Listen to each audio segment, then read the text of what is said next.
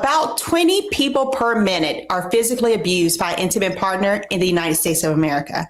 And just this past week, we learned of the horrific murder-suicide involving Virginia's former Lieutenant Governor, Justin Fairfax, who killed his wife, Serena Fairfax, and then turned the gun on himself.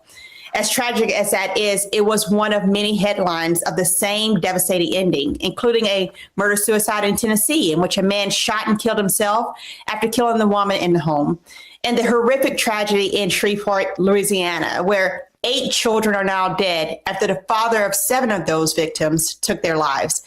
Joining me today to talk about how women navigate if they are a part of this violent situation are licensed mental therapist Robin May and also domestic violence survivor and advocate Nichelle Wilson.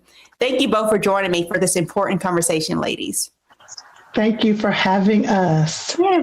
So, Robin, let's start with you. We've had you on many shows at this point, but nothing as heavy as this topic, right? So, first, to be clear, not all domestic violence has to be a violent situation physically, right? Can you explain what are other situations that women are suffering through with these types of relationships? Dr. Ebony, thank you for having me on. First of all, can I just collectively say for all of us, it's okay for us not to be okay. Yeah. Can I just say that first? It is okay for us not to be okay. Watching the news, being on social media over the last couple of weeks, as you just outlined, my heart just keeps breaking. So much so, I posted on my personal social media, is something going on with my algorithm? Like, what's happening?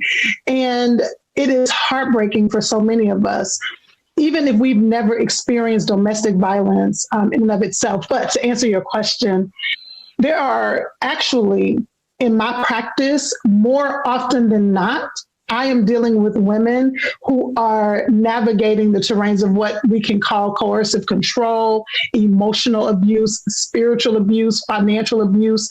And those dynamics often go overlooked because you don't see a physical manifestation of the violence. And so even if someone is being physically harmed, we want them to find safety. But I don't want women to minimize any level of controlling behavior, harmful behavior, even if it hasn't yet risen to physical violence.